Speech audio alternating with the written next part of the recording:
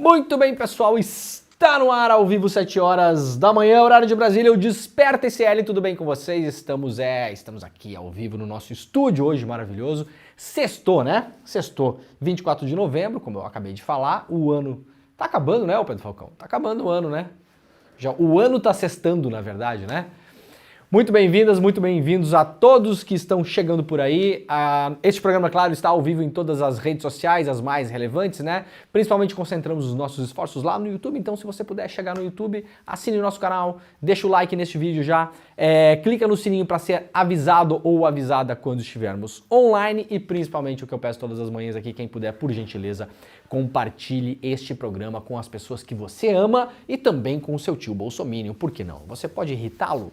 Você pode irritar no bolsominion? Irrite o bolsominion com o ICL, né? Seria fundamental para a pessoa tentar despertar, como é o nome deste programa, né? Muito bom dia também a quem nos acompanha na Rádio Brasil Atual. Na Rádio Heliópolis, estamos com uma rádio nova agora na nossa rede, né? Sensacional, só cresce, o Desperta só cresce. Então olha só, a gente está ao vivo em todas as redes sociais, todas as manhãs aqui colocamos 13, 14, 15, 16 mil pessoas no ao vivo nas redes sociais ao mesmo tempo, né? Então quando termina o programa, claro que tem muito mais gente que assiste a este programa. E também estamos ao vivo agora, então atenção, se você mora na Bahia, TV Quirimurê, sinal aberto, televisão, sinal aberto, Salvador e Grande Salvador. São Paulo, televisão, sinal aberto, TVT, tá bom? São Paulo e Grande São Paulo. E rádios, duas rádios agora fazem parte da grande rede Desperta. A Rádio Brasil Atual, que já é a nossa parceira, mais antiga aqui, né? Então, bom dia para todo mundo que nos acompanha pela Rádio Brasil Atual. E agora, muito bom dia para o pessoal da Rádio Heliópolis. Bom dia, Heliópolis. Muito obrigado pela companhia de todo mundo. Me sinto muito honrado em fazer com que este programa, com que a minha voz chegue pelas ondas da Rádio Heliópolis, tá bom, gente? Muito obrigado. Quem quiser acompanhar e participar desse programa também, dá um alô pra gente lá no chat. Hoje eu tô no estúdio, fica um pouco mais difícil de olhar os comentários de vocês aqui. A gente vai pensar num jeito, né, Pedrinho? No ano que vem de dar um jeito nisso, né? De repente a gente colocar um monitor aqui, ó, que aí eu posso ficar vendo os comentários da galera, pra ler uns comentáriozinhos. Pode ser legal, né? Um olho na matéria e um olho na... Um olho peixe e outro no gato, né? Um olho na matéria. Até de repente, poderia ler as matérias lá. Será que não ficaria legal colocar as matérias ali na parede, assim, ó? Ao invés de eu ficar lendo assim, temos que estudar.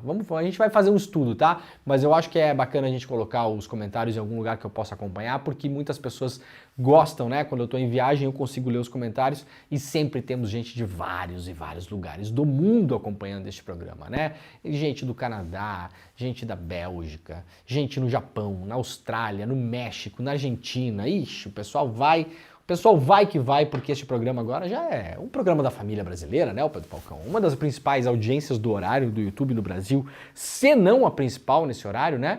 A gente fica ali, ó, pau a pau com a galera, com o galerão aí, hein? Né?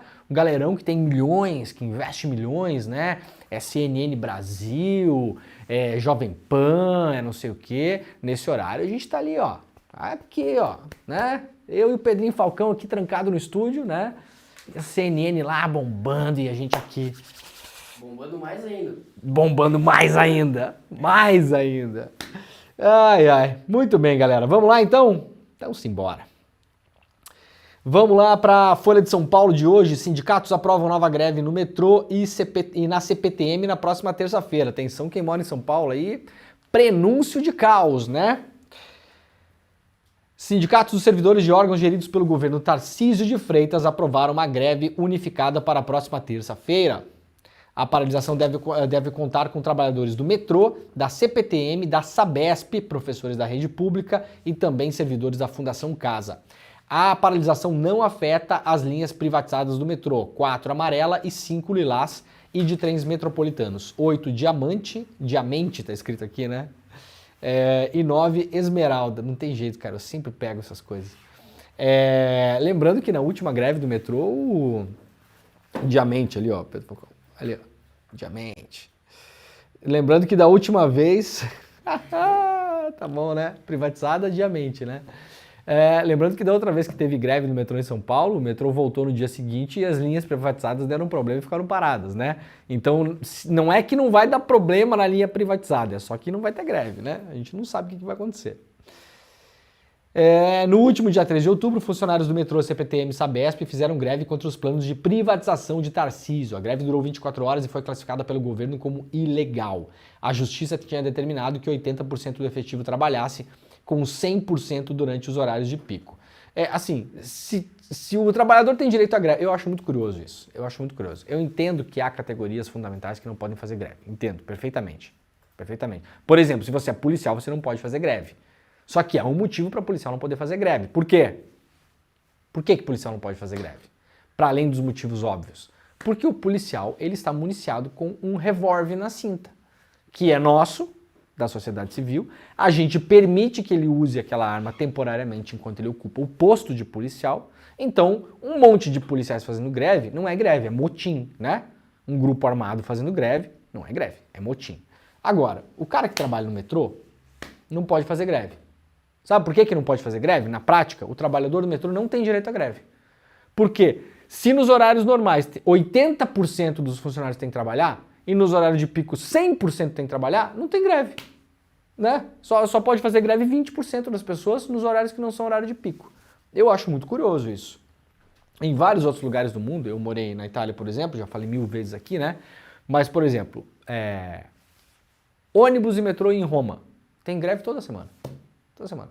Você tem que sair no dia, é igual previsão do tempo. Você vai lá, procura para saber se tem greve. Eu tô falando sério mesmo. Ônibus, então, nem se fala, né?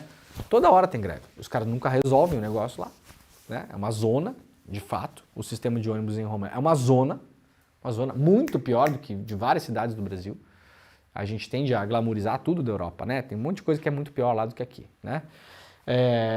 Agora os caras fazem greve.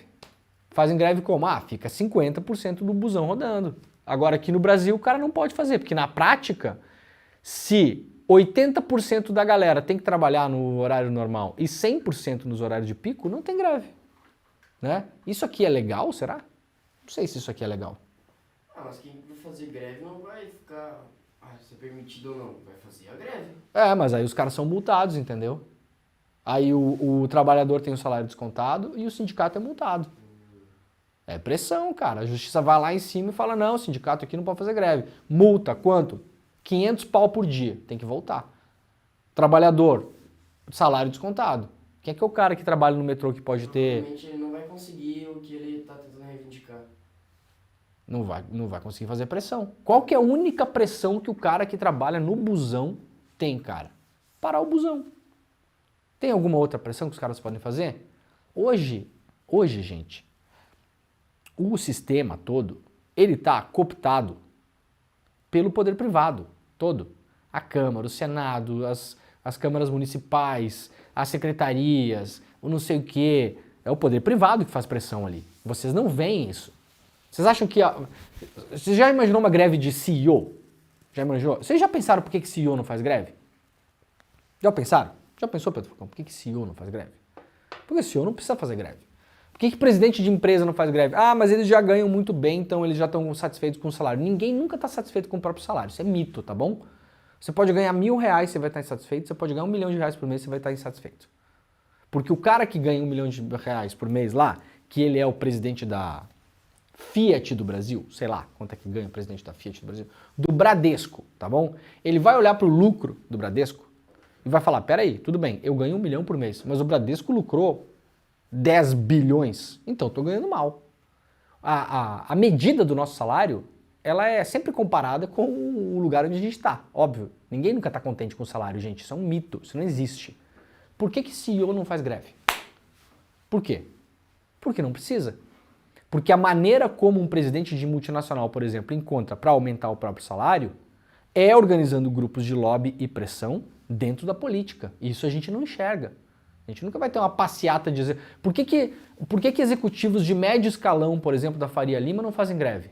Poderiam fazer greve. O cara que é um executivo de médio escalão da Faria Lima, ele poderia olhar para cima e falar, peraí, o gestor do fundo aqui, o presidente da multinacional, o cara não sei o quê, os caras ganham 40 vezes mais do que eu.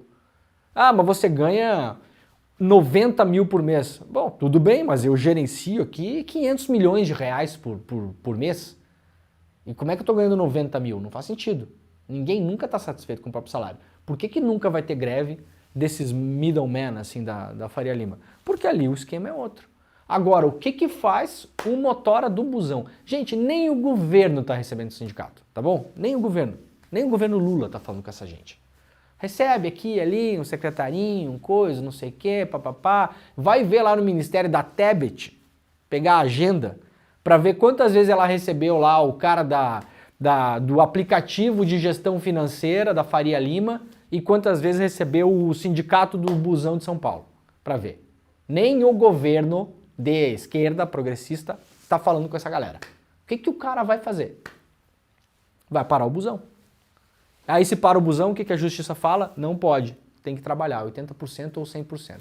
Ah, e se não voltar? Tem salário descontado e multa para o sindicato. Acabou. Sério, o trabalhador fica emparedado nessa parada. Não é mole não, né, Pedrinho? Agrotóxico banido na União Europeia dizima milhões de abelhas no Brasil. Não importa a região, os recentes surtos que vitimaram abelhas de diferentes postos do Brasil têm em comum, além da mortandade em massa, o mesmo produto, chamado fipronil. Sintetizado nos anos 80, a sua patente já expirou e pode ser produzido por qualquer empresa. O uso se tornou indiscriminado, relatam acadêmicos e técnicos agrícolas. Os agrônomos contam que outros agrotóxicos, como inseticidas à base de nicotina, herbicidas e fungicidas, minam o organismo das abelhas de forma lenta, debilitando as funções físicas até a morte, o que reduz as colmeias ao longo do tempo. O fipronil é diferente. A substância atua no sistema nervoso central dos insetos, provocando uma superexcitação nos músculos e nervos. É implacável como agente de morte aguda, afirma Ricardo Orsi, professor de veterinária da Universidade Estadual Paulista. Inseticida sistêmico de ação prolongada e agressiva. Hoje ele é usado em diferentes culturas, o que explica a ocorrência de contaminações de abelhas em vários pontos do Brasil, explica ele. Formigas e cupins também são os principais alvos. Segundo o levantamento da Folha, os exames mostram que foi o fipronil que vitimou 100 milhões de abelhas em Mato Grosso em junho e 80 milhões de abelhas na Bahia em julho. E também provocou em janeiro perdas de abelhas em Minas Gerais. Estudos contínuos em Mato Grosso do Sul identificaram associação crescente entre mortes em massa e a substância. Em 2017, o fipronil estava presente em 30% da amostra de abelhas coletadas mortas, 30%. Em 2021, em 66%, gente. É escandaloso, né, cara? Escandaloso. No ano passado, foi detectado em 85% das amostras. Ou seja, é um negócio que está aniquilando as abelhas. Real. Né? Por que isso aqui é usado no Brasil? Tá lá no começo da matéria, porque não tem mais patente, é barato produzir. Você tem uma indústriazinha química no fundo de quintal da sua casa, você pode produzir esse negócio e colocar no mercado. Né? Claro, aprovado lá pelo órgão regulador, biriri, barota, tudo bem, mas não tem mais patente, é de graça. A fórmula, ela é pública e gratuita. Então você vai lá, produz e vende. Na Europa não se usa mais. Então eu vou falar o que eu sempre falo no programa aqui. Ou a gente é um bando de otário, ou os europeus são um bando de otário. As duas coisas junto não dá, né? Em muitos momentos nós somos um bando de otário mesmo, e os europeus também são um bando de otário, claro. Mas nesse caso aqui, né, onde a gente segue usando essa e outras substâncias que a União Europeia não permite mais, por que os caras não permitem mais e a gente permite aqui? Ou eles são um bando de otário, que não estão usando um químico super eficiente para a agricultura deles, ou somos nós. Né? A resposta é meio óbvia, né? Eu só queria dizer que a abelha é tipo assim, o bicho mais importante para o ser humano no mundo, pô. Total. Tipo, tem planta que elas dependem exclusivamente de polinização das abelhas. De abelha, exato. E elas fazem parte de 35% da produção agrícola global. Então, na verdade, os caras que estão usando isso aqui na agricultura vão se prejudicar também economicamente, né? O que, por um lado, eu acho até bom, tá? Acho até bom que tem que se ferrar mesmo, né? Tem que se ferrar mesmo. O problema é que todo mundo se ferra junto, né? Olha, o Jamil Chad, meu camarada, colega, amigo, fez uma entrevista lá com o Hassan Rabi, né? Hassan Rabi foi o palestino, nascido em Gaza, morava no Brasil até 2014, estava em Gaza para o casamento da irmã, um pouco antes dos bombardeios, chegaram ali uma semana antes. os bombardeios começaram a acontecer, o casamento da irmã foi cancelado, não teve casamento nenhum, né? Pessoas que participariam do casamento, inclusive, foram assassinadas pelo exército israelense, né? Inclusive um primo do Hassan, pessoas do cerimonial, convidados, né? Acabou o casamento, não houve casamento. O Hassan conseguiu voltar para o Brasil com a família, a esposa dele é brasileira, o Hassan mora no Brasil desde 2014, e as duas filhas brasileiras também conseguiram voltar para o Brasil. Chegando no Brasil, a imprensa brasileira fez um grande serviço para o Hassan, né? Um grande serviço para o Hassan.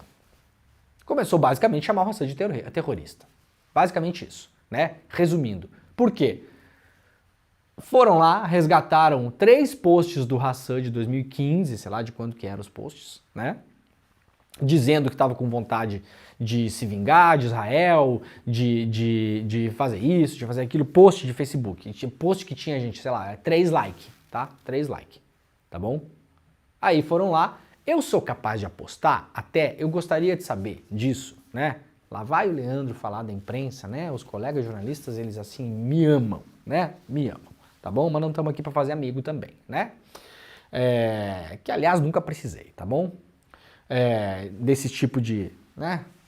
A broderagem ali, né? No jornalismo, aqui. Tem jornalista que parece médico cloroquiner no meio da pandemia, né? Assim, ó. É super crítico, mas quando criticou jornalista, parece médico cloroquiner. Aí não pode falar, meu Deus, cadê a liberdade médica, né? Tá igual. Aí os caras, eu sou capaz de apostar até, que não foi jornalista que foi descobrir post do Hassan, não, tá? Eu tenho, assim, um sexto sentido que tem alguém aí que fizeram um dossiezinho do Hassan e passaram para a imprensa. E a imprensa foi lá e começou a bater bumbo em cima desse negócio, né? Gente, é mole para mim. Deixa eu desligar esse vídeo aqui, né? Eu sou um pacifista, claro, mas é fácil para mim ser pacifista. Estou sentado aqui, né, num banquinho acolchoado, bem gostoso, né? No ar-condicionado, né? Para mim é mole ser pacifista. Não tem nada acontecendo em volta aqui. Nada. O Hassan Rabi, ele nasceu em Gaza. Nasceu em Gaza. Então o cara já nasceu numa condição de privação de liberdade. Gaza você não pode entrar e sair a hora que quiser, tem os checkpoints, é um local murado, né? Você não é livre em Gaza, não é livre. Quando você acessa os territórios, entre aspas, israelenses, porque muita coisa ali foi roubada, ocupada, né? Então, israelenses, entre aspas, você tem uma série de procedimentos que tem que seguir, então você não é um cidadão nos seus plenos direitos. A quantidade de comida que entra em Gaza é racionada, conforme o quilo de comida para a quantidade de pessoas. É assim que funciona, gente, tá? A água, eletricidade, é tudo controlado. Tudo controlado. Então o Hassan é um cara que nasceu nesse contexto, tá? Tomou bomba na cabeça a vida inteira. Veio para o Brasil em 2014, inclusive ele me falou isso, fiz uma entrevista com ele também, né? Porque não tinha mais o que fazer em Gaza. Não tinha mais emprego, não tinha mais perspectiva de nada, né? Veio para o Brasil. Esse cara não tem o direito de ter raiva, não, hein? Não tem? Quer dizer, você está assistindo aqui, você é um pacifista. Você, de repente, olharia os posts do Hassan lá e falaria, não, eu jamais publicaria isso. Claro, eu também não. Eu também jamais publicaria isso. Eu sou um pacifista. Agora, o cara não tem o direito de sentir raiva das pessoas que estão ali desde o dia que ele nasceu oprimindo ele? Aí vai lá a imprensa, claro, né? Tava rolando boato em Brasília, até no dia que eu fui entrevistar o Hassan lá na base aérea, de que o Hassan era porta-voz do Hamas. Mentira. Os colegas jornalistas lá, não, esse cara parece que é porta-voz do Hamas. Eu falei assim, porta-voz do Hamas como? O cara tá no Brasil desde 2014, o cara é porta-voz do Hamas remoto? É teletrabalho? Eu nunca tinha visto porta-voz que faz teletrabalho. Vocês já viram o porta-voz que faz teletrabalho? O cara é porta-voz como freela? Ele é o porta-voz PJ? Porta-voz do Hamas tá lá em Gaza, né? Porta-voz do Hamas. Jornalista, eu vou te falar, viu, Pedro Falcão? É uma racinha, velho, assim, eu amo o que eu faço, né? Tenho muitos amigos jornalistas, mais do que eu gostaria, inclusive, né? Mas, assim, pessoalzinho, cara, assim, você riscou o fósforozinho da fofoca, bicho. A fofoca, ela ganha um tamanho desse, assim, ó. Desse, né? É inacreditável. Agora, o Jamil Chad fez uma entrevista com ele, mostrando que o cara saiu de ficar trancado em Gaza para ficar trancado no Brasil. Por quê? Porque graças ao jornalismo inconsequente dos colegas que ficaram um dia inteiro martelando os posts do Hassan na televisão, principalmente, o cara recebeu mais de 200 ameaças de morte. 200. Como que um cara desse vai botar a cara para fora de casa? Com 2 filhas pequenas. O cara precisa trabalhar. Pediu proteção da polícia. Né? Então, ó, parabéns, viu? Parabéns. Eu sempre falo, jornalista que não se preocupa com a consequência do próprio trabalho é um jornalista inconsequente. Ponto final. Tá? Você pode defender a sua inconsequência, não tem problema nenhum. Ah, eu orgulhosamente sou inconsequente. Eu me chamo de militante, né? Achando que estão me xingando, né? Eu acho ótimo, acho um elogio. Eu sou militante. Eu sou um jornalista militante. Né? Pode mandar, não tem problema nenhum. Então, assim, tem muito jornalista aí que é jornalista inconsequente. Tem que assumir o rótulo. Não, eu não me preocupo, eu sou um jornalista isento. Eu publico as matérias e aí a consequência disso é com a sociedade. Não, não. O nome disso é cinismo, tá bom, gente? Tá bom? Tem gente que tá precisando de dicionário, né? Inconsequência, cinismo, irresponsabilidade, tudo isso, né? Tudo que você faz tem uma consequência. Notícia não é um acontecimento natural. Acontecimento natural é choveu, fez sol, caiu um raio, caiu uma árvore, pegou fogo no mato, isso é acontecimento natural, né? Subiu a maré, baixou a maré, né? Fogo no mato? Fogo no mato não, mas digo assim, se pegou fogo no mato por causa de um raio, acontecimento natural, né? Tem os acontecimentos que são causados pelo ser humano, sei lá, um acidente de carro, né? A pessoa teve uma perseguição policial, né? Então assim, se acontecer um acidente de carro na esquina da sua casa, aquilo ali não é uma notícia, sabiam? Se chover, não é notícia.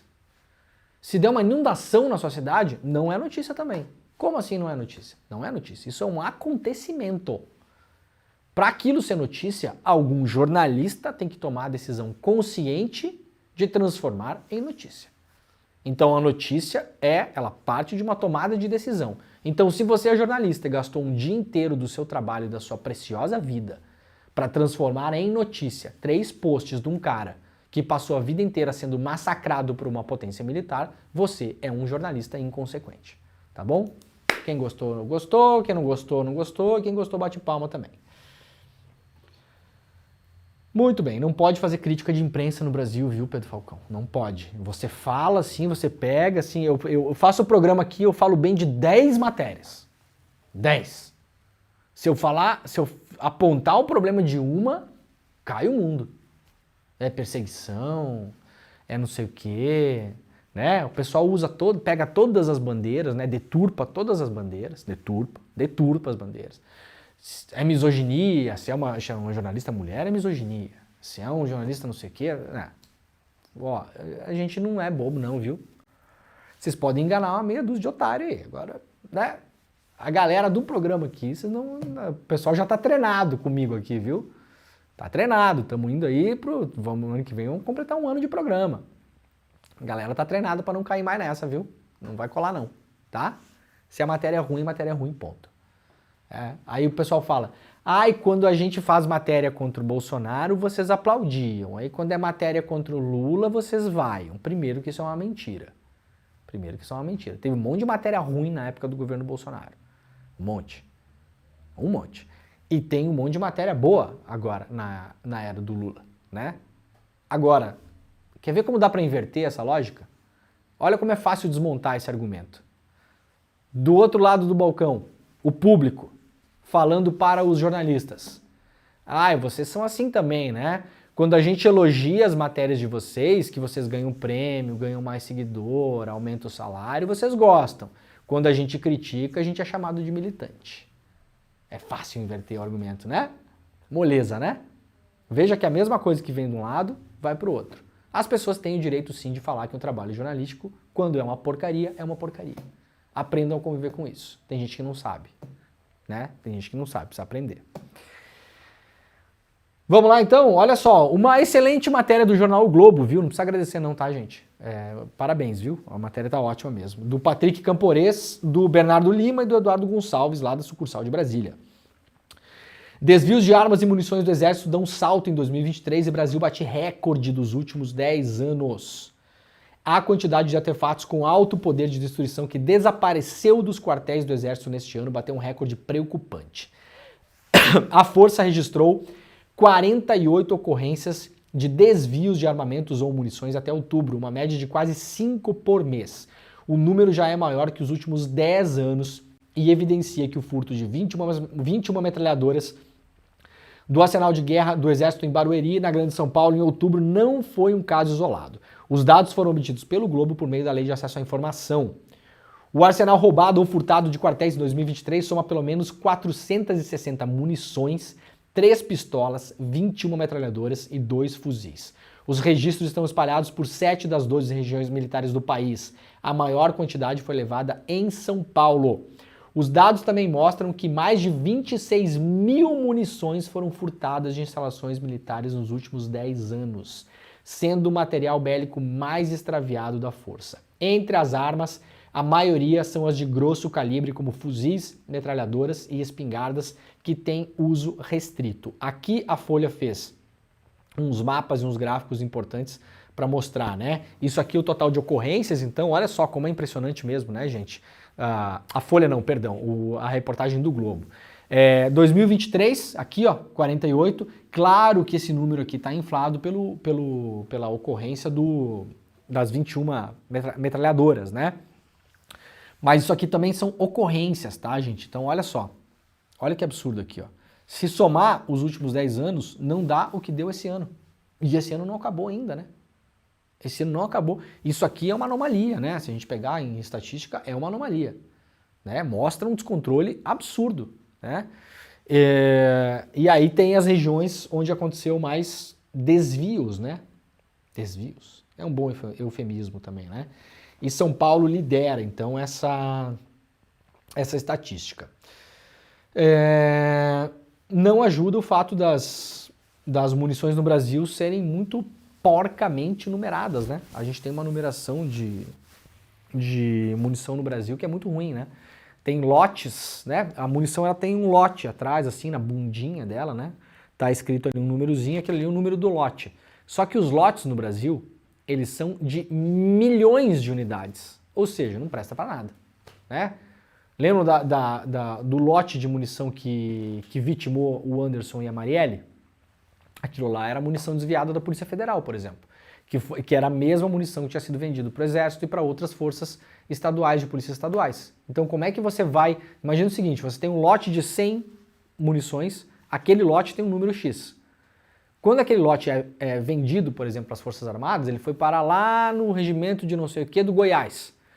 Se ele, num assassinato lá no Rio de Janeiro, é encontrado no chão, você pega e fala, opa, isso aqui foi desviado lá do Goiás. Aí você vai fazer uma investigação muito focada, num grupo muito pequeno. Agora, se o lote tem 1 milhão de unidades de munição, você vai olhar e falar, nossa, tá aqui, ó, é do lote que foi vendido para o poder público. Para quem? Para a Polícia Militar da Bahia, do Espírito Santo, do Amazonas, do Rio Grande do Sul, da Santa Catarina, para o Exército, para a Aeronáutica, para a Polícia Federal, para a Polícia Civil. Você não vai achar nunca. É uma investigação impossível. E a indústria de armas e munições do Brasil não quer mudar o esquema de lotear melhor as munições. Por quê? Boa pergunta, né? Boa pergunta. Muito bem, vamos que vamos. TV de Collor prevê calotes, diz que a Globo abusa da boa-fé ao não renovar. Isso aqui eu já dei essa notícia na semana, mas isso aqui é uma matéria suíte, como se chama, né? O Carlos Madeiro, que é esse jornalista que tem uma coluna no UOL, está fazendo a cobertura. A Globo quer parar de transmitir o sinal da Globo pela televisão do Collor, lá nas Alagoas, uma parceria que dura 48 anos, né? Então, sim, para quem se perguntou ontem, quando eu falei dessa notícia, né? Ontem, aliás, o Pedro Falcão deve estar pensando a mesma coisa. Sim, quando o Collor concorreu à presidência da República, o Collor tinha uma rede de televisão que transmitia a Globo em Alagoas. É bizarro, né? O Brasil é um país ótimo, né, cara? Não, é que TV de Collor? Como assim? TV Gazeta de Alagoas há 48 anos. Quando o Collor estava concorrendo à presidência da República, a família dele, tinha uma televisão que transmitia a Globo nas Alagoas. É um negócio incrível, né?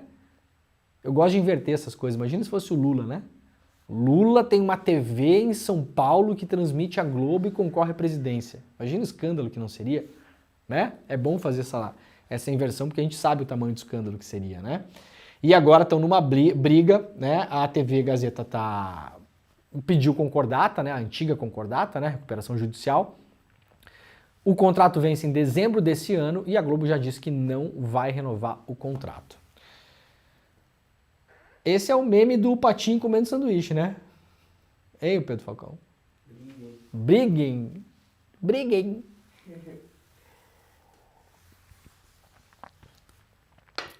Vamos lá para os nossos camaradas lá do DCM.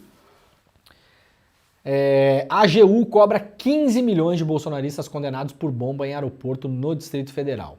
A Advocacia Geral da União apresentou nesta quinta-feira uma ação civil pública cobrando uma indenização de 15 milhões de reais por dano moral coletivo dos 3 bolsonaristas condenados pela tentativa de explodir uma bomba nos arredores do aeroporto de Brasília. George Washington de Oliveira Souza, Wellington Macedo de Souza e Alan Diego dos Santos Rodrigues foram condenados na esfera criminal pelo episódio, recebendo penas de 9 anos e 4 meses, 6 anos e 5 anos e 4 meses de prisão, respectivamente. A tentativa de atentado ocorreu na véspera de Natal do ano passado, em 24 de dezembro. A bomba, para lembrar, chegou a ser colocada em um caminhão e, segundo a investigação da Polícia Civil, a apresentação que os policiais fizeram na CPI dos atos antidemocráticos, esses 3 cidadãos tentaram explodir a bomba com detonadores remotos e o detonador não funcionou. Então é o seguinte, gente, nós só não tivemos um caminhão com 60 mil litros de combustível de aviação explodido nas proximidades do aeroporto de Brasília, o segundo mais movimentado aeroporto do país, na véspera do Natal. Vocês imaginam quanta gente estava circulando por lá, porque esses 3 caras, para além de criminosos condenados, são burros. Então o Brasil, às vezes, Pedro Falcão, ele é salvo pela burrice. Graças a Deus que essa gente é burra, né? Graças a Deus. Porque se eles tivessem a cognição... Bom, se eles não fossem burros, eles não seriam bolsonaristas, para começo de história, né? Não que todo bolsonarista seja burro, não tem nada a ver com isso, tá? Não é isso, tá? Não é a simplificação do... Isso aqui eu tô levando pra gente levar um pouco pro absurdo, né? Então, assim, se eles não fossem quem são, eles não teriam tentado fazer isso. Mas, graças a Deus, eles são quem são, e o negócio deu errado. Porque se desse certo, ia ser uma tragédia, gente. Ia ser uma tragédia. E ia ser a desculpa perfeita do Bolsonaro para decretar algum tipo de estado de sítio, como eles queriam fazer, como estava registrado na tal minuta golpista do Anderson Torres. Né? Então, graças a Deus, não deu certo. E agora a AGU vai cobrar desses caras, né? STF forma maioria para Zambelli continuar ré por perseguição armada, pistoleira dos Jardins. O STF formou maioria para a deputada federal Carla Zambelli continuar ré por perseguição armada. Até agora votaram Edson Fachin, Carmen Lúcia, Alexandre de Moraes, Cristiano Zanin, Gilmar Mendes e Dias Toffoli. Todos os ministros que votaram após Gilmar, relator do processo, não apresentaram voto por escrito contra o recurso de Zambelli. A deputada é ré por perseguição armada em São Paulo na véspera do segundo turno das eleições de 2022. Gilmar Mendes disse que inexistem, ou seja, não existem, vícios apontados nos recursos apresentados pela deputada. Por mais de uma vez foi apresentada e confirmada a competência deste tribunal para o processamento das investigações da possível ação penal voltada aos fatos narrados pela denúncia. Ou seja, Zambelli queria tirar esse negócio do STF e levar para a chamada justiça comum, né? O Gilmar Mendes julgou ser sem razão a alegação de que os argumentos da defesa não foram avaliados. O recurso é analisado pelo plenário virtual do STF. Procurado pelo UOL, Zambelli disse que o recurso é uma etapa processual de cunho formal. Sim, é verdade, a Zambelli ainda não está se defendendo no mérito, né? Ela não está ainda lá na defesa dela dizendo não é bem assim, não era uma arma, não era eu, não é isso, né? Por enquanto é assim, onde julga esse negócio? Aqui, é lá, vem, vai, pum, pum, né? Por enquanto não tem chance, acabou. O negócio aparentemente vai andar mesmo ali. A Carla Zambelli ela é ré no tribunal desde agosto. Bom, muito barulho em relação à tal da PEC, né, do Senado, que tenta limitar os poderes, é assim que está sendo veiculado pela imprensa, limitar os poderes do STF. Para quem não acompanhou isso aí, Parece um negócio super complexo, na verdade é um negócio mais simples do que parece. O Senado aprovou ontem uma proposta de emenda à Constituição, então não é um projeto de lei comum, né? É uma coisa que muda a Constituição do Brasil, tá bom? Isso agora vai para a Câmara, que basicamente limita o poder dos ministros do STF de tomarem decisões chamadas monocráticas. Ou seja, aconteceu alguma coisa, o ministro vai lá e fala não, sim, e aí é não ou sim. O que o Senado quer é que algumas dessas decisões, são decisões muito específicas, eu já vou explicar rapidamente para vocês e sugerir uma leitura também para quem quiser se aprofundar no assunto. Algumas dessas decisões tenham que necessariamente ser tomadas de modo colegiado, ou seja, senhor ministro fulano não pode mais decidir sozinho sobre esse tema. Ele tem que levar isso à turma ou ao pleno, né? A turma é metade do STF, tem duas turmas, né? Uma metade e outra metade. O pleno é todo mundo, tá bom? Então, essa é a grande briga. Isso é bom? Isso é ruim? Tem várias opiniões diferentes e tal. Eu acho que no geral, sinceramente, na minha opinião, acho que no geral é bom, tá? Eu acho que o STF brasileiro tem excesso de decisões monocráticas. Vai lá um ministro e decide X, ponto. Ah, isso aqui, sim. Isso aqui, não, né? Na minha opinião, tem excesso de decisões monocráticas. Abre, inclusive, margem para questionamentos. Questionamentos da ordem política, questionamentos da ordem jurídica e, eventualmente, porque o STF lida com causas que envolvem bilhões de reais, não é pouca coisa não, tá, gente? A causa lá da JBS do não sei o quê, o acordo de leniência, se vai, se não vem, se devolve dinheiro, se continua pagando, se não continua pagando. Causas que envolvem bilhões de reais, que muitas vezes ficam na caneta de um ministro.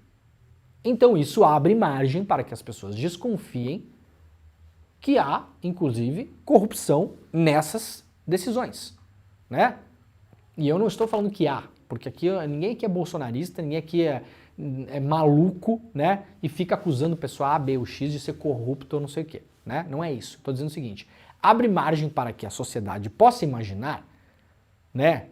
E com razão, que há interesses de alguns ministros de manterem uma caneta na mão para poder tomar essas decisões que envolvem bilhões de reais. Abre essa margem, as pessoas se questionam, isso é verdade. Então, se você fala que várias dessas decisões podem ser tomadas em colegiado por mais de um ministro, você dissolve essas dúvidas. Você fortalece o tribunal, né? Mas, claro, isso surge no momento de tensão entre os políticos e o STF. Há, sim, uma parte do Congresso e, atenção, eu já ouvi da boca de políticos, assessores, pessoas influentes, né, em Brasília, né, aquela coisa toda assim, de que há um temor de que o STF tenha se fortalecido para além dos seus limites durante os anos Bolsonaro. Então, essa tensão foi criada pela extrema-direita também, né? Porque a extrema-direita tensionou o país. O STF foi subindo o fogo da fervura. Chegamos num ponto de quase não retorno. O STF tomou várias decisões para apagar essa chama golpista no Brasil, né? Na figura do Xandão, mas não foi ele só, né, gente? Ali há um jogo de poder bem mais complexo, né? Muitas vezes é um ministro que coloca a cara, mas esse ministro está sendo amparado pelos outros ministros. Nenhum ministro ali se coloca como Alexandre de Moraes se colocou de modo sozinho, né? De modo voluntarista. Não é assim que as coisas acontecem, né? Há todo um concerto interno ali para que o Xandão possa ter feito o que fez. Ele não fez aquilo sozinho da cabeça dele, né? Ninguém ali é maluco, né? Então o STF cumpriu um papel importante durante a pandemia. Durante a eleição, foi o Xandão que chamou lá o Silvinei Vasquez e falou para parar com as blitz no Nordeste. Senão, vocês podem ter certeza, o Lula teria tido muito menos votos do que teve. Era capaz de perder a eleição, inclusive, né? Então, assim, só que há uma avaliação em Brasília, e não, vou repetir de novo, não é só da extrema-direita, nem só da direita, nem só do centro, nem só dos isentões, não sei o quê. Tem progressista, tem gente de esquerda que acha isso, que o STF pode ter ganhado musculatura muito além do desejado, desequilibrando o jogo dos poderes. Então, por isso, vocês verão muita gente de esquerda, inclusive, apoiando essa PEC. Só que, claro, ela não surge por motivos nobres. Isso é um revanchismo também, né, dos políticos ali, Davi Alcolumbre, Pacheco, né, tem um povo ali contra o STF. E o STF, claro, reagiu, né? O Barroso reagiu, o Gilmar reagiu, o Alexandre de Moraes reagiu, tem várias falas deles ontem, dizendo, né, que é um absurdo, que nós não vamos nos acovardar, que não sei o quê, que aquela coisa toda, né? O Pacheco também reagiu à reação do STF, então está criada ali uma crise institucional, né? Que também é muito alimentada pela imprensa. Semana que vem ninguém mais lembra desse negócio, tá? Não vai cair a República por causa disso, não, tá, gente? Mas tem uma chance do STF derrubar, né? Porque isso aqui é uma PEC, né, gente? Uma PEC, proposta de emenda à Constituição. Quem quiser ler e entender um pouco melhor, o Jornal o Globo fez, a Marlen Couto, repórter do Jornal o Globo, fez um bom resumo lá, tá lá na capa do Globo, PEC do Senado que limita o STF, entenda a proposta que gerou embate entre os três poderes. Dá uma olhada lá no Globo, tá bem explicado, bem tecnicamentezinho assim, sabe? Bem organizadinho, pra vocês entenderem em quais casos limita, em quais casos não limita, tá? Há uma chance de, porque, vamos lá, isso aqui é uma proposta de emenda à Constituição, passou no Senado. Não sabemos se vai passar na Câmara também, não sabemos. Talvez aí, chegando na mesa do Arthur Lira, é o Lira que decide se isso entra na pauta ou não, e aí, vamos lá de novo pro jogo? Olha só como o jogo é complicado, né? Vamos lá pro jogo de novo? O que o Lira vai fazer a partir de agora com esse negócio? Vai pegar esse negócio e vai tentar ver como ele pode usar isso para fazer negócios, né? Negócios políticos, viu, doutor Arthur? Negócios políticos, não estamos falando aqui de outros negócios. Vai fazer o quê? Vai ver, o governo quer passar isso aqui? O governo não quer? É interesse do governo? Não é? Se houver um entendimento do governo, da base aliada, de que não é interessante passar essa PEC na Câmara, o Lira vai colocar um precinho pra cá, né? Vai subir o precinho pra cá, vai ficar mais caro, né? Aí, Lulão, como é que a gente faz aqui? Eu posso pautar isso aqui amanhã, posso pautar urgência, semana que vem, posso botar a votar. Ou não.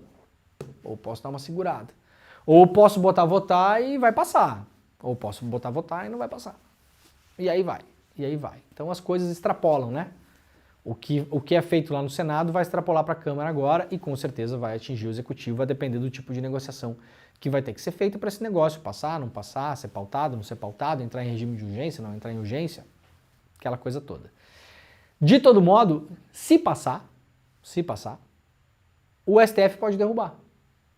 Por quê? Porque o STF pode declarar esta proposta à emenda da Constituição inconstitucional, né? Então, no fim, eventualmente, a última palavra pode ser ainda do STF. Tá bom, gente? Muito bem. Vamos lá, então. Ministro do STF derruba a decisão do TST, Tribunal Superior do Trabalho, que reconheceu vínculo trabalhista a entregador de aplicativo. O ministro do Supremo Tribunal Federal, Cristiano Zanin, anulou, né, para surpresa de ninguém, anulou na quarta-feira. Por que eu falo isso? Porque o Zanin foi advogado de empresas, né? Então, assim, natural que o cara esteja ali com o olhar dele mais para defender a empresa do que o trabalhador, tá bom, gente? É isso. Foi avisado, tá bom? Foi avisado. Muita gente avisou. Muita gente avisou e muita gente não gostou que foi avisado, né? Ah, mas tem que ser porque tirou o Lula da cadeia, porque... Então tá aí agora, vamos lá, vamos bater palma pelos próximos 1000 anos, né? O Zanin vai tomar decisões corretas ou incorretas e tal, não sei o quê, e a gente vai falar aqui quando achar bacana e quando não achar. Nesse caso aqui, é uma porcaria de uma decisão mesmo, tá? Anulou na quarta-feira a decisão de setembro do Tribunal Superior do Trabalho, que reconhece vínculo empregatício ao entregador do aplicativo Rappi. A decisão de Zanin derrubou o entendimento unânime da segunda turma do TST, que reconheceu a existência de relação de emprego entre as partes. Então vamos lá. A gente está debatendo aqui os superpoderes do STF, que em muitos casos tem sim de fato, né? Tem sim, concentra muito poder na mão de decisões monocráticas. Você tem uma decisão unânime de uma turma do Tribunal Superior do Trabalho que reconheceu o vínculo empregatício entre uma empresa milionária de aplicativo e um motoboy, e aí chega lá no STF, um ministro fala, não. Eu acho um absurdo, sinceramente. Eu acho um absurdo. Você tem uma decisão, primeiro, de primeira instância, né? Porque isso aqui não chegou no TST direto. De primeira instância, favorável ao vínculo empregatício. Você tem uma decisão de recurso favorável. Você tem uma decisão da turma, de modo unânime, do Tribunal Superior do Trabalho favorável. Chega no STF, um ministro fala não. Eu, Leandro, acho um absurdo. Acho um absurdo. Aí vai aparecer constitucionalista dizendo que não sei o que, que não sei o que. Gente, tudo isso aqui foi inventado, tá? A STF foi inventado, a lei foi inventada, o ministro foi inventado, o regimento é inventado. Então, se inventou, dá para desinventar.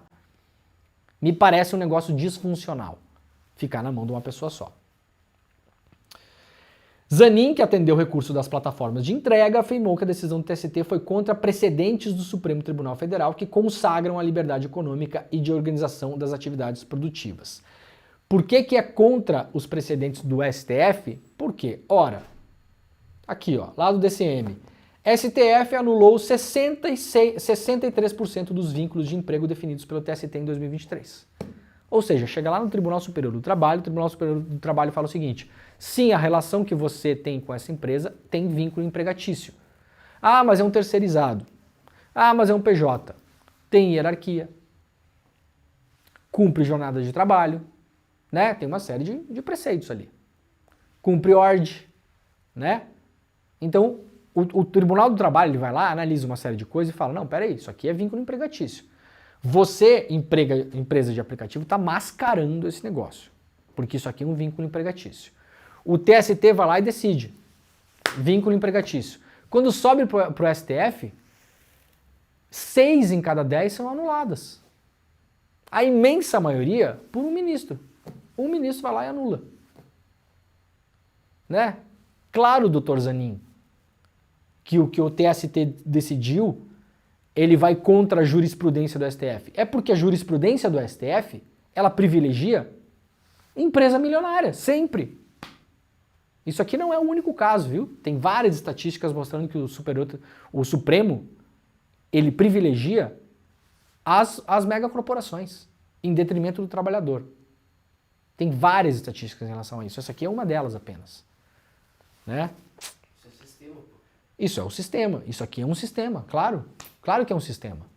As empresas sabem, essas empresas de aplicativo, que quando chegar no STF, a chance delas ganharem é altíssima.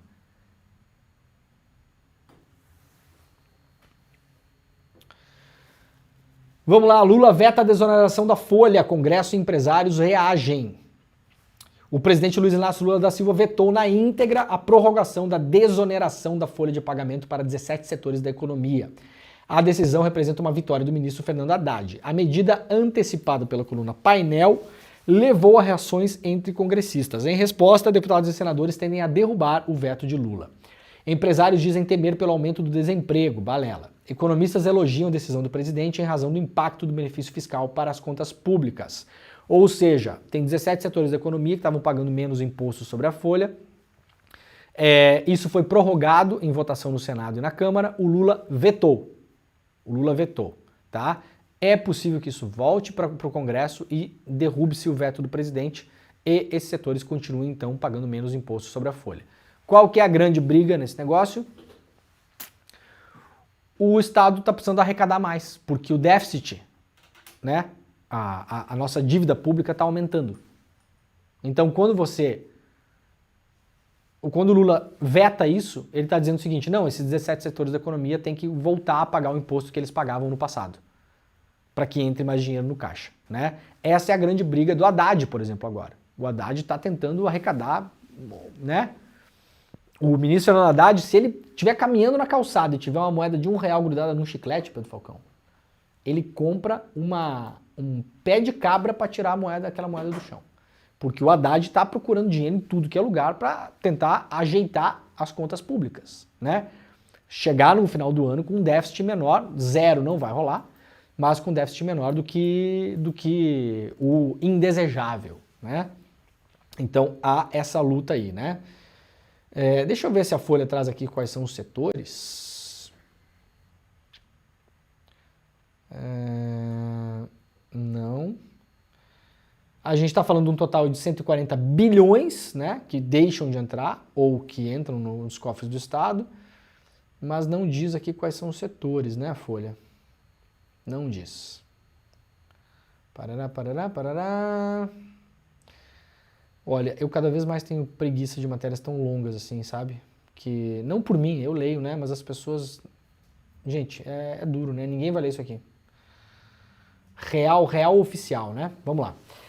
Cessar-fogo entre Israel e Hamas começa hoje, né? 13 reféns devem ser libertados de Gaza. Que mais? Empresa atribuída a ministro de Lula não tem sede nem funcionários e acumula dívidas. A Folha está fazendo uma cobertura, o Flávio Ferreira, Matheus Vargas e Ernesto Batista, uma cobertura muito intensa em cima do ministro Juscelino Filho, das comunicações, né? Eu e muitas pessoas avisamos, antes desse cara assumir, avisamos que seria um erro. Eu escrevi um texto. PT comete erro histórico ao colocar o Juscelino Filho no governo. Eu escrevi um texto, né? Aí você não critica o Lula. Não, é você que não lê, né? Você que não lê, você que não acompanha, né? Você que não gosta da gente, que fica só esperando os momentos para ficar enchendo o saco. Essa é a verdade, tá? E vários problemas, Juscelino Filho. Claro, primeiro, entregar o Ministério das Comunicações, que é crucial no mundo que a gente vive, gente. Crucial. Em qualquer país do mundo. Passamos a semana toda falando de Milei. Como é que vocês acham que o Milei chegou onde chegou, gente? Né? Se não é na grande disputa narrativa da comunicação. Ministério das Comunicações não é hoje da coalizão que ganhou o governo. O Juscelino Filho é do União Brasil. O União Brasil não estava nem pra gente justificar e falar o seguinte, não, mas ó, quem ganhou a eleição foi uma grande coalizão. Tudo bem. Quem estava na coalizão? O Alckmin estava. Beleza. O Juscelino Filho estava? Não. O União Brasil estava? Não. O União Brasil é o partido do Sérgio Moro, gente. O União Brasil não estava na coalizão que ganhou a eleição. E tá ali. Por quê? É cota do Centrão, para tentar conseguir voto na Câmara, né? E não entrega também. Não entrega. Não entrega nem perto do que precisa. E para além de tudo, uma série de questões e problemas, né? A falta de uma sede normal para uma empreiteira, a ausência de funcionários registrados, dívidas com bancos públicos e a concentração de obras em uma única cidade reforçam as suspeitas da Polícia Federal de que a empresa Arco Construções tenha sido usada em um esquema de corrupção com benefício a Juscelino Filho, atual ministro das Comunicações. A Folha percorreu endereços de Arco apontados em documentos oficiais e ações de cobrança e realizou levantamentos em registros públicos de cartórios e licitações disponíveis no site do Tribunal de Contas do Maranhão. O quadro encontrado é de situações muito fora do comum de uma construtora em operação regular. As suspeitas se referem à atuação de Juscelino Filho como deputado federal, não como ministro de Lula. Já vou falar sobre isso, tá? Fazer um esclarecimento importante. A defesa do ministro repetiu afirmações já apresentadas à Folha de que são absurdas as ilações. Primeiro, eu sugiro, leiam a matéria da Folha, tá? Leiam a cobertura sobre esse caso, tá bom? Os indícios de que há, sim, um esquema de corrupção que beneficia Juscelino Filho são altos. Há provas? Não. Ele foi denunciado? Não. Ele foi condenado? Não. Dá para chamar o Juscelino Filho de ladrão, não sei o quê? Não. Não dá para chamar de ladrão ninguém que não tenha sido condenado e tenha sido condenado com trânsito em julgado, tá bom? Ponto. Agora, há sim indícios, né? Eu, se fosse jornalista, estivesse apurando essas matérias com os colegas da Folha, estaria apurando essa matéria do jeito que ela está sendo apurada mesmo. Há indícios muito fortes de que tem um esquema nesse negócio, gente. Tá bom? Agora, importante, antes da gente ir para o final do programa. Eu resolvi fazer uma busca no Google, porque vocês sabem, eu sou chato, né? Ministro de Bolsonaro. E a outra busca é ministro de Lula. Porque, ora, eu lembro, por exemplo, na pandemia, quando o Pazuello não conseguiu, né, ser competente o suficiente para ter oxigênio em Manaus, os títulos eram Pazuello, né? Olha aqui, ó. Pazuello. Pazuello diz que falta de oxigênio em Manaus foi surpresa. Pazuello. Por que os títulos não são empresa atribuída a Juscelino Filho? O César Calejão fez o Desperta ontem e falou a mesma coisa. Gente, eu tô na estrada há bastante tempo para lembrar das coisas, tá? Raríssimos os títulos durante o governo Bolsonaro, por exemplo, ministro de Bolsonaro, né? Escândalo dos pastores do MEC. Não era ministro de Bolsonaro no geral que se usava, né? Era ministro da Educação. Ministério da Educação. Ou o nome do ministro, né? O Juscelino Filho, ele não tem mais nome.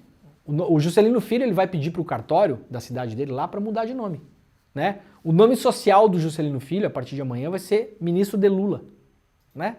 Como é que é o seu nome? Ministro de Lula. Ministro nome, de Lula sobrenome, né? Então vamos aqui, ó, estatística, tá? Quantas vezes usou-se ministro de Bolsonaro nos anos todos que o Google faz a contagem lá, né? Quantas vezes a imprensa usou ministros de Bolsonaro? Isso aqui é só na aba notícias, tá? Aba notícias. Ministro de Bolsonaro, 31 mil resultados. Vamos lá. Ministro de Lula, quantas vezes? Quantos resultados? Ministro de Lula, 56 mil resultados. Tá? Então, vai indo pro dobro, né? E aí você vê aqui, ó. Aqui, ó. Ministro de Bolsonaro, se você for ver, tem várias coisas que são relacionadas a ex-ministros, né? O que é normal, tudo bem. Um ex-ministro do Lula, por exemplo, comete algum crime, vai sempre se falar, ex-ministro de Lula, quando tem relação com o que aconteceu no governo, lógico, né? Então vocês vejam aqui, ó, na busca por ministro de Bolsonaro, você não acha títulos dizendo ministro de Bolsonaro, em vez de Pazuello, né? Ministro de Bolsonaro é acusado de falta de oxigênio em Manaus. Você vê lá, você acha Pazuello. Pazuello. Aqui, na busca, você vê ex-ministro de Bolsonaro diz que a direita vai perder a eleição. Em João Pessoa, ex-ministro de Bolsonaro diz não sei o quê. Nilvan põe em xeque críticas de ex-ministro de Bolsonaro, né? No caso do Lula, é diferente. Aí a gente tem o quê? Ministro de Lula beneficiou a própria Fazenda. Ministro de Lula usou 10 milhões para a Fazenda. Ministro de Lula indicou 2,5 milhões de emenda para a própria empresa. Ministro de Lula, ministro de Lula. É isso. Tem uma diferença, né? Muito bem, gente. Acabamos, Pedro Falcão? Acabamos. Então tá bom. Ó, não deu tempo de falar do Mauro Cid, na verdade, mas o título aí, né? O Mauro Cid entregando o gabinete do ódio, primeiro que essa notícia já é conhecida há um bom tempo, né? Ela não é uma novidade, mas olha só, vai ser tratado no ICL Notícias primeira edição, tá bom? Eu vou estar lá, aliás, daqui a pouquinho, tá bom, gente? Muito obrigado, pessoal, que nos acompanhou na Rádio Heliópolis, a Rádio Brasil Atual, TV Quirimurê e TVT. Nós voltaremos na segunda-feira. Tchau pra vocês. E para quem ficou com a gente aqui, né, Pedro Falcão? Está começando o ICL Notícias primeira edição. Daqui a pouquinho eu estarei lá com os colegas também, tá bom? Então fiquem por aí neste mesmo link. Se você ainda não deixou o seu like, deixa o seu like, ativa o sininho, compartilhe este link para que os programas possam chegar a cada vez mais gente. A gente está expandindo, está crescendo. O ICL é uma coisa incrível, não para de crescer mesmo, né? Agora, a gente precisa da ajuda de vocês, gente. Se vocês não fizerem o mínimo, que é pegar o link e compartilhar, a gente cresce de um modo muito mais lento e a gente precisa crescer rápido. No ano que vem tem eleições. É um ano importante. A gente precisa consolidar a nossa audiência aqui, tá bom? Segunda-feira estaremos de volta. Este foi o Desperta ICL de hoje. Muito obrigado, muito bom final de semana para todo mundo e tchau. Olá. Eu sou Lindenay Pareto, historiador, professor aqui do Instituto Conhecimento Liberta e faço um convite especialíssimo para vocês. Venham conhecer o curso Histórias da Rebeldia Brasileira, onde eu narro aqui a história de homens e mulheres que desafiaram as estruturas de poder em suas respectivas épocas, lutando pela liberdade e lutando, no fim das contas, por um Brasil mais justo. Venham acompanhar comigo a narrativa dos rebeldes e das rebeldas brasileiras. Venham então acompanhar Histórias da Rebeldia Brasileira e mais de 200 cursos livres aqui, só no Instituto Conhecimento Liberta. Olá, Eu sou André Campedelli, professor do curso de Economia Básica do ICL. Estou aqui para te convidar para fazer esse curso que vai te ensinar os princípios básicos da economia. Tudo o que você precisa saber sobre macroeconomia, sobre microeconomia e os principais conceitos econômicos. Então venho aqui te convidar para você não ficar mais fora desse assunto tão importante para entendermos a realidade e a política brasileira. Então eu te espero lá no curso. Vamos fazer juntos. Olá, sou Caio Galvão, escritor, palestrante e mentor financeiro especialista em ajudar as pessoas a saírem das dívidas. E eu preparei um treinamento chamado 8 Chaves para libertar você de uma vez das dívidas. Dentro desse 8 Chaves, a gente tem um módulo secreto especial para a galera que tem aí o famoso consignado. E isso está 100% disponível e 100% online aqui no Instituto Conhecimento Liberta, com mais de 200 treinamentos disponíveis para você. É só você se inscrever e eu vejo você lá.